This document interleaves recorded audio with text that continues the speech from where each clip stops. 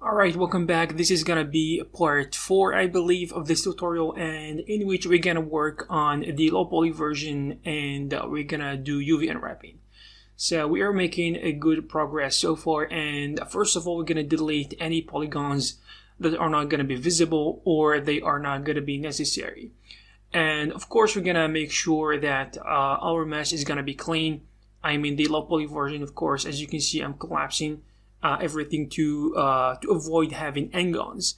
So basically, the low poly version, it's okay to have triangles, as many of them as you want, because generally speaking, the game engine is gonna triangulate everything later on, so it does not really matter. Especially when you export and stuff, it's gonna end up in triangles, so don't worry about them. So as you can see here, I'm trying to really take down or level the poly count as much as we can, because this is really important in making video games and a game engine in a game, especially if you have lots of stuff going on, especially knowing that hardware, consoles, and computers have limited computing power. Knowing that, we need to make sure that we're gonna reduce it as humanly as possible, and in the same time, or at the same time, maintaining the visual look or the aesthetics of something that looks high poly when we later on use like normal maps and other maps to make it look cool as if it is high poly. So, for example, some pieces here are super high poly here, and what I'm gonna try to do is, I'm not perfect at this, as I said before, and I always say, I usually when I record these tutorials, I'm listening to something, or so I'm not really kind of 100% present, but I try to do my best to explain or just to make it simple enough. So here, we're gonna end up with a cylinder, and anything in between here is gonna be removed. So we're gonna keep the basic cylindrical shape we started with, and anything here is going to be removed. So as you know, to remove these edges, just control backspace to do this. Okay, so we're going to jump to the next one. So here, this piece, also always we're going to start off with the very obvious stuff. Sometimes, I'm going to be honest here, sometimes you're going to have to make decisions when making the low poly version, and there are multiple ways of doing this, and usually it is first of all about removing floating geometry if you use, or if you prefer to use floating geometry, and then remove hidden edges, then remove polygons that you don't really need, as you some things are very obvious, but you're gonna reach a point where you're gonna have to make tough decisions. And I would say that really depends on the poly count and what should be considered normal, depending on what the game prop or the character or the weapon or whatever the thing that you are creating. And for weapons especially, we have to maintain a pretty good or solid number of when it comes to poly count, because it keeps things looking good, especially knowing that it is very close to the camera. So as you can see here, these screws I imported from another project, just to avoid doing things or doing the work over and over again. I try to explain to you guys everything I can, but sometimes when you do things too much or too many times, it becomes too hard, even though it is very simple. Kind of your brain kind of gets saturated from modeling the same little thing, like bolts and screws and nuts and everything. So a good advice I can give you is, these small things that you find yourself modeling all the time, you better kind of import, kind of create a kit bash for these small things that you're gonna need every time, and they are boring to create, and they are time consuming, and they take you out of the artistic flow that you are in. So with that being said, we are working here on some cool pieces, and personally I like modeling sci-fi weapons, sci-fi stuff, kind of gears and armors, and but due to the nature of YouTube and stuff, I can't really create something that is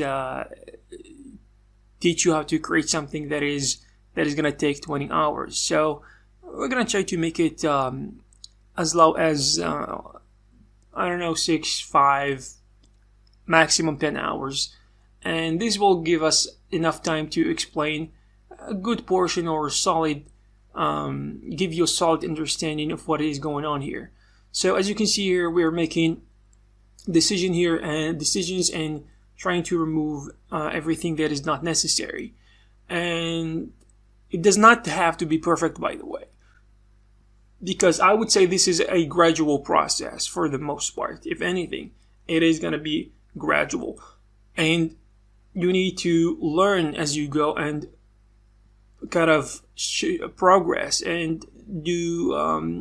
It is also based on trial and error. You need to be able to learn and test, see what people are doing, compare your model to other models. For example, here we're doing, by the way, the same thing we've done for that piece in the rear end of the weapon. And for example, you can go to other 3D models websites. I recommend go to websites where people sell their 3D models. For example, a good website is you can go to CG Trader. You can go to I don't really remember all the names, but Sketchfab. Yes, Sketchfab is really good because it gives you the ability to preview models in the Marmoset file, which allows you to see everything, like the model from every angle. It's gonna allow you to see the wireframe, which is very important. If you want to learn how to create or go through the low poly process, and if you have many questions, how whether I'm allowed to remove certain parts and how the bacon is gonna work if I remove too much, or if I remove too little, or if my poly is too or my model is too has too many polygons, or it has too few polygons or too little polygons. And these questions you are gonna all answer for yourself if you go see what the pro or the professional people are doing. Compare or kind of see what their low poly models of these weapons look like, and kind of measure that on their work on your results, and you're gonna gain a much better understanding as you do so. And for the most part, I kind of, as I made more progress, and as I did stuff, and as I did the things I was talking about, I discovered that it is all about trial and error, and the basics are the basics that you obviously need to learn, but other things you need to acquire through experience and trial and error, and of course asking people, other artists and other professionals and other probably colleagues or friends. They're gonna tell you, and they're gonna push you forward. And for the most part, if you have a good eye, if you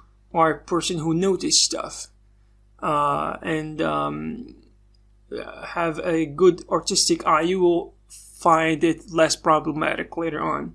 For example, here I'm working on this piece, and it seems like, for example, one of the things that you need to consider or to learn how to do when working on the low poly models is cylindrical stuff.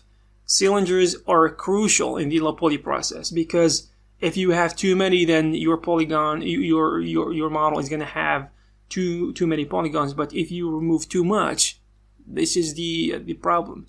If you remove too many polygons or too many edges from your cylinders, then the baking in the baking process is going to look weird. And even with perfect normal maps and all the other maps, probably the low poly is not gonna look as good as you want it to be, and it's not gonna come close to what the high poly should look like. So when it comes to that point, or to that process in particular, you need to pay attention and gain that through experience, as I said. Also, there are some tools you're going to use all the time, like the target weld or just remove the edges. It depends on what you feel comfortable with, or what you feel comfortable working with. And especially here, some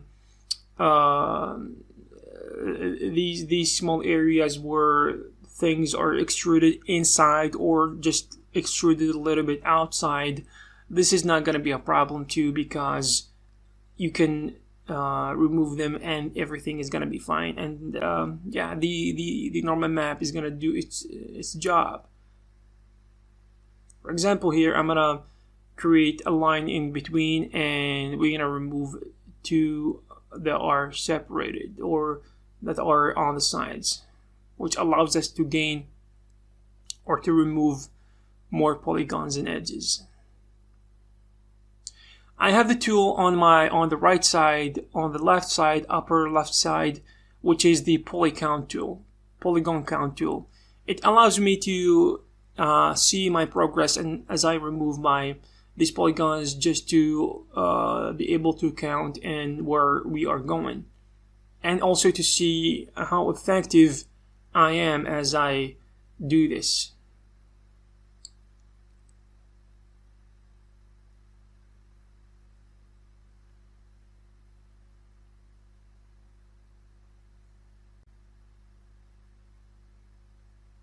Okay, so here sometimes you need to remove the whole thing and then bring it back, especially if it is straight piece. There are no curves and stuff. It is point A, point B, and there are some details in between, and you know that these details are going to be covered later on by the other processes that we're going to work on. Then you can directly remove that. So now we're going to work on the process of UV unwrapping. So here there's going to be a ton of repetition. Probably I'm not going to explain everything, but I have a very simple process that I do all the time, because for the most part I work on things that are kind of small components or small elements that can be considered boxes. And what I do is I apply the UV unwrapping modifier in 3ds Max, and I go to either the UVs or the UV editor, and then I apply the box unwrapping tool, and I organize everything. Then I apply the checker texture to see if there is any stretching, any distortion, any problems. So let's repeat the process. UV unwrapping, open the UV editor, and go to mapping, normal mapping, and box mapping. Banks. Alright, so, and then organize the things, put them aside. Sometimes you're gonna have to attach certain polygons or certain edges together. You're gonna do this using a quick tool here in the UV editor, or you're gonna right click and stitch selected. Sometimes you're gonna have to align vertices or align edges, and for the most part UV unwrapping for video games is different from UV unwrapping for other things like what we call the subdivision models. So for video games, baking demands that we keep polygons that are separated by 90-degree angle. For example, a box has where polygons meet, there is always a 90-degree angle that separates those two. So for the most part, they need to be separated. Alright, so you need to break that connection. You can't keep it connected. Otherwise, you're not going to see optimal results. For example, here I forgot to reduce the polygons a little bit, and yeah, you can do it as you go. even after you do the UV unwrapping and you decide later that you need to reduce the poly count, you can do it too, because the UV unwrapping modifier is flexible and it allows you to do that, and it gives you the ability to do that.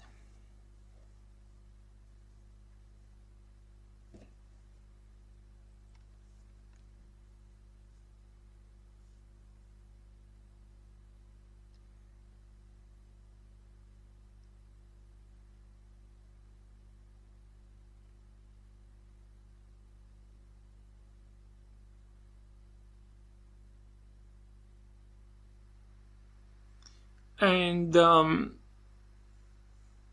this process is really repetitive, and it takes time and patience. And sometimes I like to use tools like text tools or other plugins for UV unwrapping, but for the most part, I know that this is gonna make things way more complicated for beginners or people who don't have a ton of experience doing this. Also, one thing is why I always try to repeat things over and over and over again, because I know that these things are not really talked about, not even close to what we call enough. And I try to, especially UV unwrapping. UV unwrapping for in tutorials is not really explained. The science behind it, especially in free tutorials, the science and the art behind it is not really explained in a good way, because professional artists take this for granted. And I remember the first time I tried to learn this, it was by the way, I should be explaining what I'm doing right now instead of talking about the concepts and stuff. But anyways, it is not explained enough, because, as I said, professional artists take it for granted. But as if you are a beginner, I remember the first times I tried to wrap my head around the idea of UV unwrapping. It was tough, and first you don't understand why, and when you don't know why things should be done, it's gonna be even more difficult. So, of course, then later on you're gonna figure out the techniques and the logistics, and all the things that you need to do later on is gonna be very easy, and is gonna be very, very simple, no problem. You're gonna kind of UV unwrap when you sleep. Alright, so sorry for that. I lost my breath for a second. I think in the quarantine you kind of I noticed my body is becoming weaker because of lack of movement. We have to move more. Alright, so here we are gonna jump to work on the other pieces. For example, here, this one is gonna be a little bit challenging, in a sense that it's not challenging, but you need to be careful, because you need to know where you should break the line or create separate lines between certain sections in this part, or in this piece. For example, I would say you need to know where you can actually separate them and keep everything separated. When you see that these tubes, you can separate it based on where the kind of the turn, the U-turn ends, and or where you see the two tubes meet each other, or you can actually cut it open one time and you're gonna keep everything connected. I personally apply the 90-degree angle. I think for this case we need to keep everything connected, because there isn't a 90-degree angle separating these elements, these UV islands. And as you can see here, I'm using the shortcut, which is Shift S from the keyboard, to quickly target stitch the selected edges. Also here, I'm trying to align everything vertically using the shortcut, or you can use the icon or the tool on the top right corner.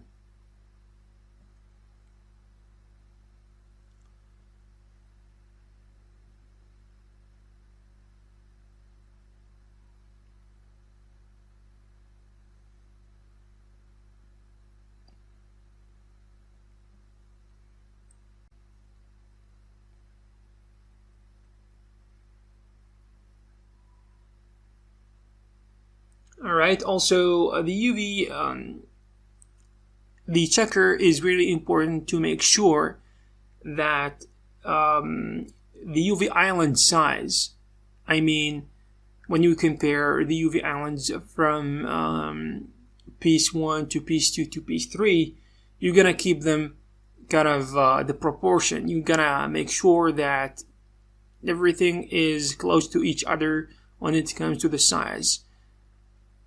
And of course, it does not have to be perfect in any way. In any, because texturing and the size of textures does not have to be scientifically exact or mathematically exact. Because if it is close enough, then it is okay.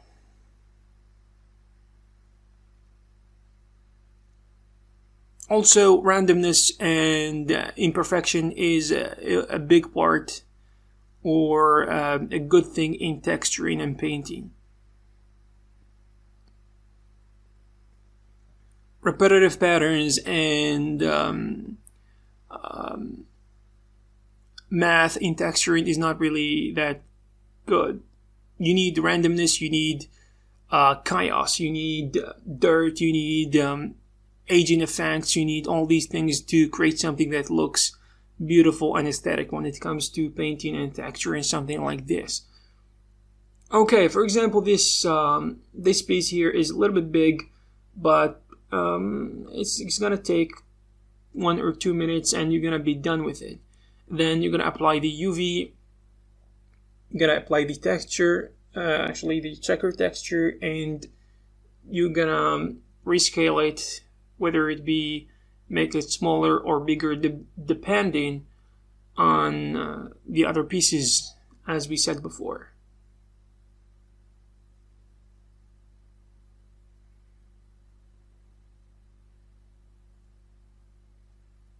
Okay, so when it comes to this piece, this one is also a little bit tricky because you're gonna have to make a decision, and I personally think that we have to keep it as it is, because removing the inside pieces, if we do that, it's very hard to replace that using any sort of map or trick, because the depth is really noticeable and it is not something we can ignore, because there are too many details. And when we have that, I prefer to kind of keep the polygons right there and the details, and I don't really want to push my luck too far when it comes to that, because I'm not a big fan of kind of pushing the low poly model to the extremes and later on finding myself in a situation where I have to redo the work and probably recreate things and try to match that perfectly, which is a requirement if you want to have a good bank later on.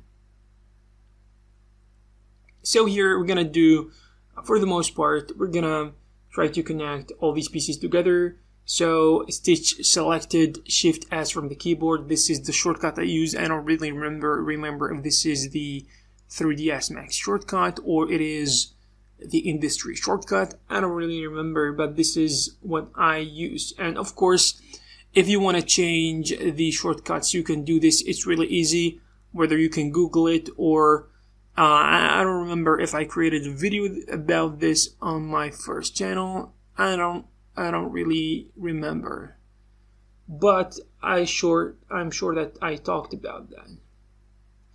Here also, when it comes to pieces that look like this, that are not straight, you can select the vertices and use the shortcut, or as I said before, the tool on the top right corner, which is the alignment tool to align vertices, edges, and anything that does not look good enough for what you want to get as a result. And of course, when we apply the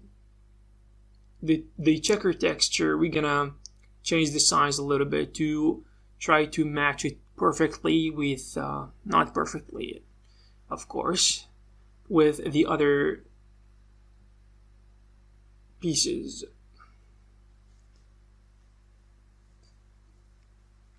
Alright, so now this piece here is gonna be very simple, but you're gonna think first before you do anything stupid.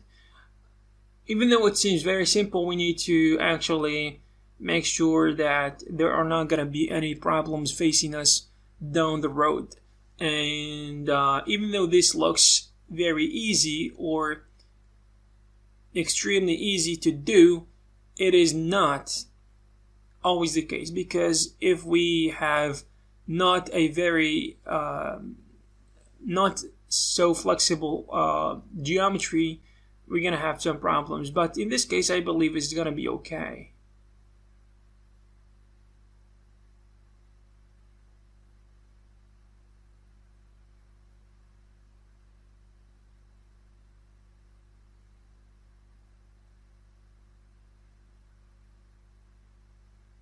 Okay, so when we relax the mesh a little bit, push everything to the maximum and see. And here we can see that the checker texture is really telling us whether we are doing a good job or not. So in my opinion, probably we need to break that apart.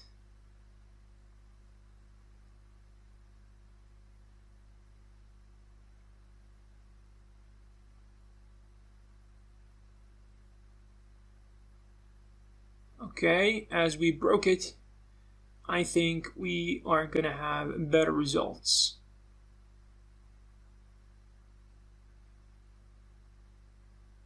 Even though this is not always gonna be good, I would say. But since this is, I don't really remember, but this is gonna be plastic, I believe, and there is actually this piece is gonna have that area in the middle where the piece is gonna be separated, or is gonna be kind of in the real world, in the actual piece, there is gonna be a separation of that. These are gonna be two pieces that are stitched together, so it's gonna be okay. It's gonna look natural. Okay, when it comes to this one, you're gonna have to be smart. Okay, and you need we need to get this one done properly. Probably I'm not gonna do it perfectly, but we will see. And the annoying thing about this one here is there are too many pieces, too many goddamn pieces. So what I have done, I just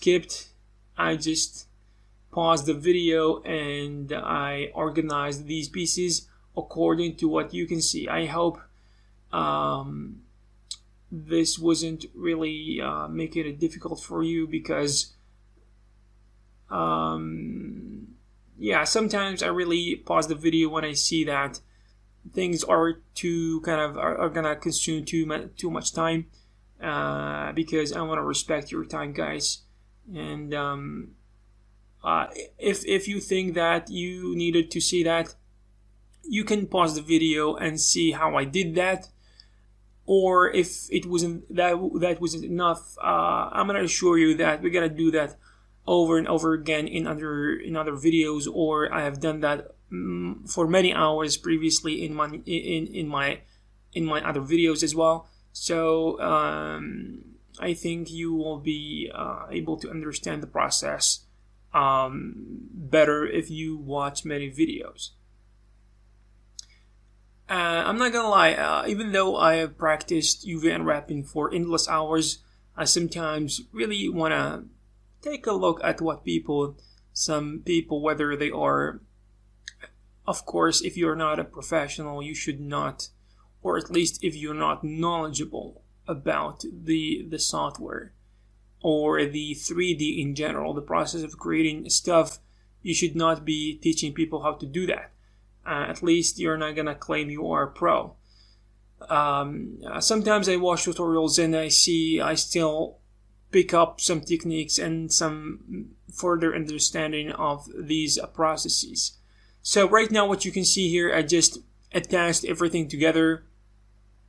I brought everything together, then I applied the UV unwrapping, and what happens is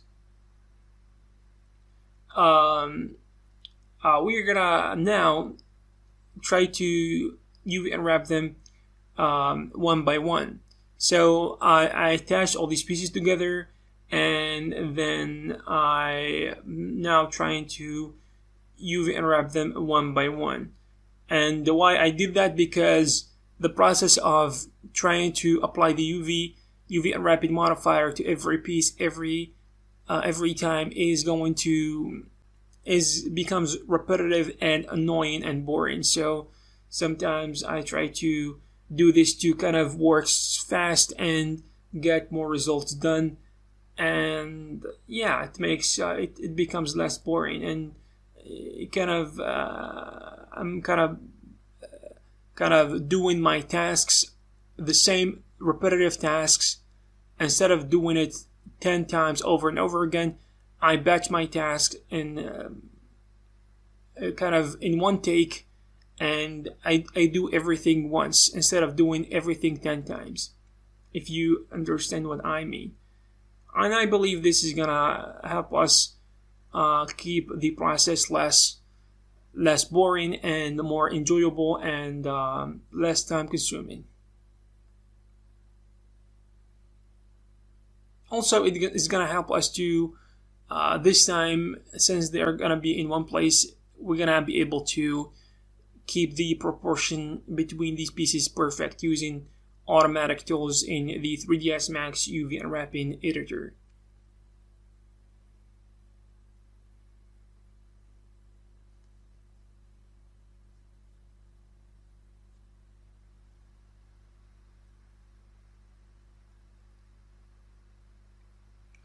Alright, so now we're gonna make sure that these lines are straight using the alignment tools.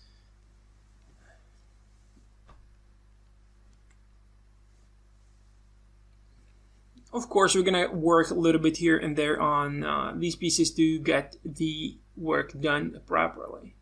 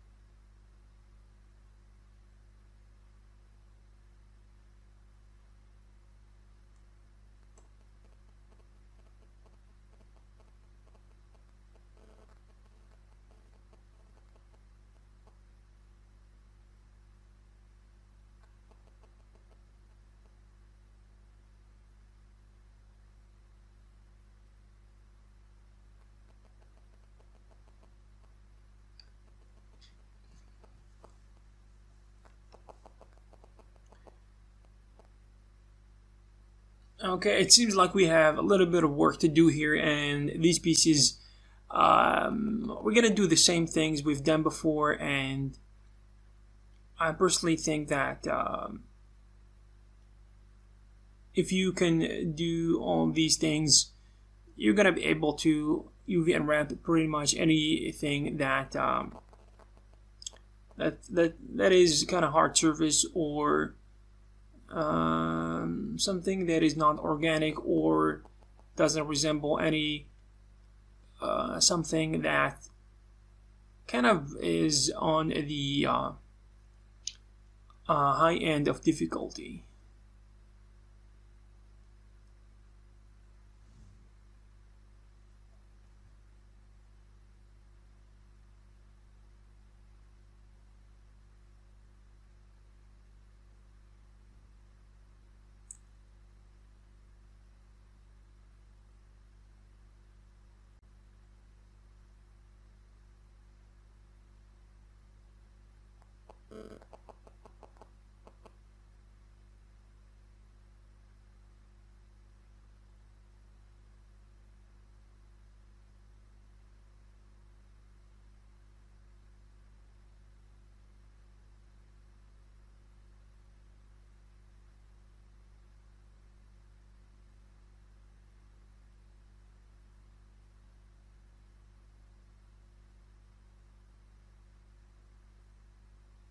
All right, so this piece here is also something that has multiple UV islands, and we're gonna try to organize them as best as we can. It's not gonna be difficult, really. You need to little bit. You need to be smart when it comes to organizing your pieces, and it's gonna look much less intimidating. All right, so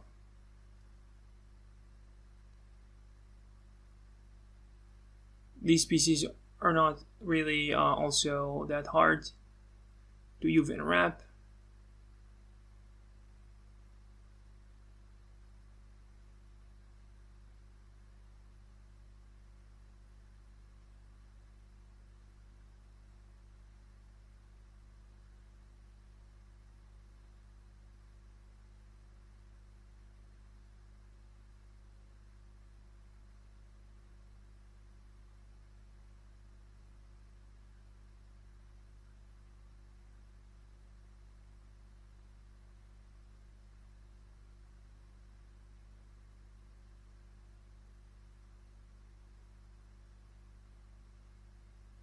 All right, sometimes I don't really know why. Sometimes cylindrical stuff don't really want to be UV unwrapped automatically as cylinders and circles and discs or discs. Um, it's honestly sometimes it happens. I don't know really why, but I'm gonna figure that out as soon as I can. It doesn't seem to have a particular reason, but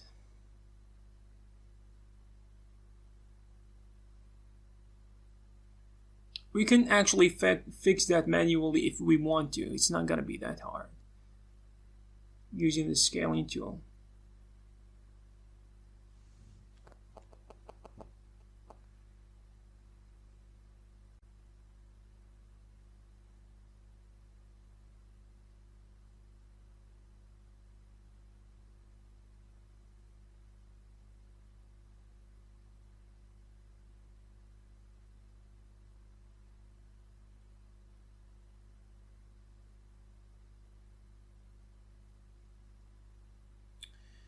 Alright, so right now we brought everything together, we connected everything together, and it is time to put everything in one place. Actually, we forgot certain pieces that weren't really visible to us, so right now we're gonna fix that real quick.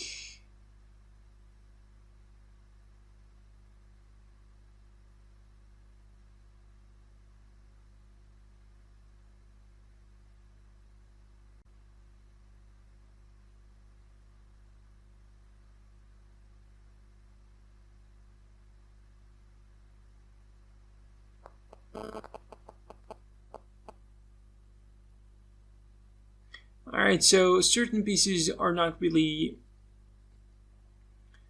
visible, but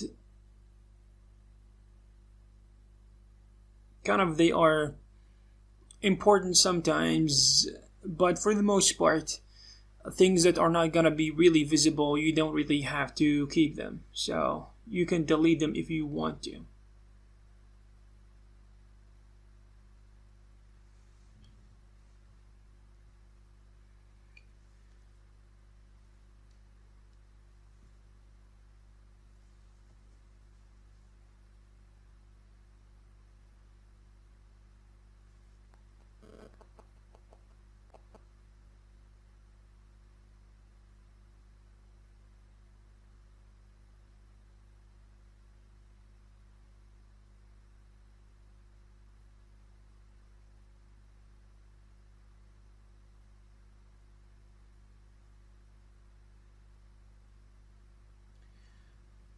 Okay, so what we are gonna do right now for the most part is we're gonna try to put everything together. So as I said multiple times in my other videos, first I'm gonna try to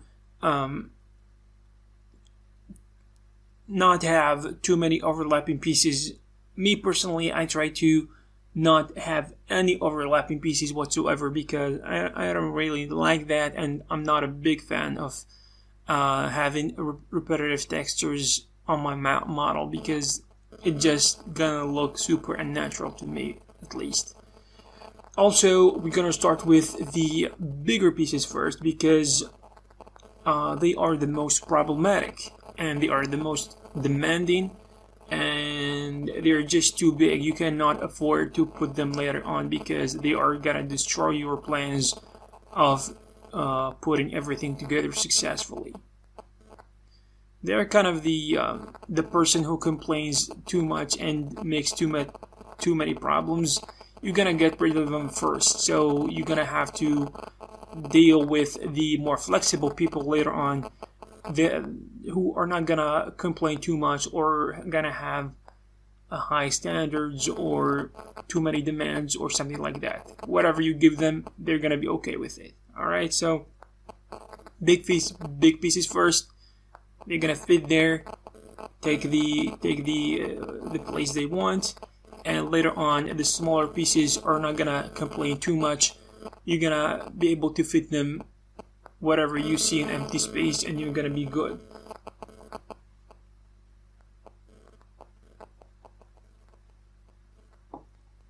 All right, so when it comes to complicated pieces or complicated models such as weapons, machinery, armors, or anything that is has too many pieces, usually the UV unwrapping process is gonna be a little bit time consuming. And boy, I love UV unwrapping when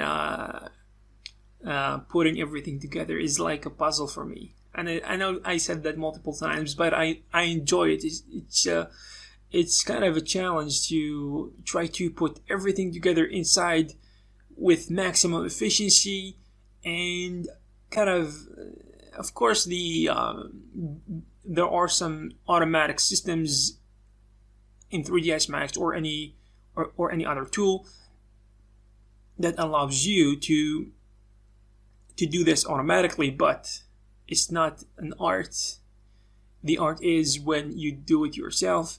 Of course, when you do it automatically, it's gonna look like crap, but when you do it personally, it's gonna look aesthetic, beautiful.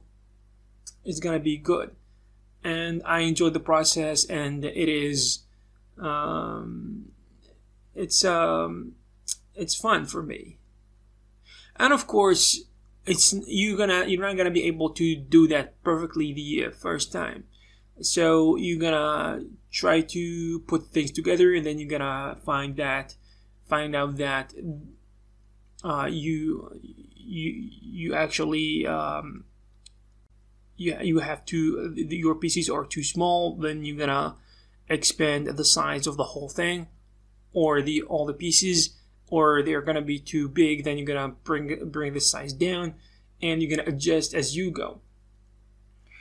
Also, one thing I want to say, if I want to actually know how good the artist is, I'm gonna take a look at how he does UV unwrapping, and UV unwrapping is a good indicator, and it is a good sign of whether the artist is organized and is respect few things like the size of the textures and the capacity of his capacity to kind of I don't know, keep things aesthetic, beautiful, organized, efficient, and stuff, and which is what I think it is a good metric.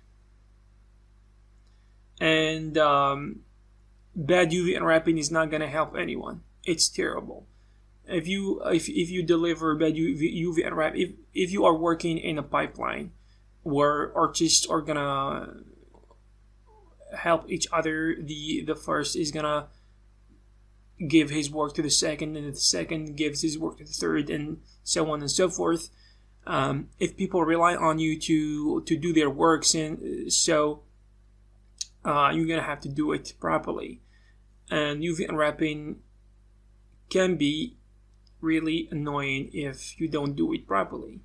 And for the most part, it is better if you finish your piece and like if you gotta. But sometimes in big studios, there are people who model and you do UV unwrapping. There are people who just do texturing, and there are people who just do lighting and kind of rendering. And so if you don't do a good job, then people that are gonna work after you, they have to clean a lot, and you gotta make their lives miserable. So, but if you work in an environment like that, they are gonna tell you that you've done a terrible job, not directly, but they're gonna let you know, because no one wants to complicate his life further and add extra weight or extra load of work to the load of work that he already has or she already has. So yeah, just keep that in mind if you want to work professionally in a studio, or if you want to be a freelancer, or if you want to sell models even. Yeah, you need to keep your work clean. So with that being said, I will see you in the next part.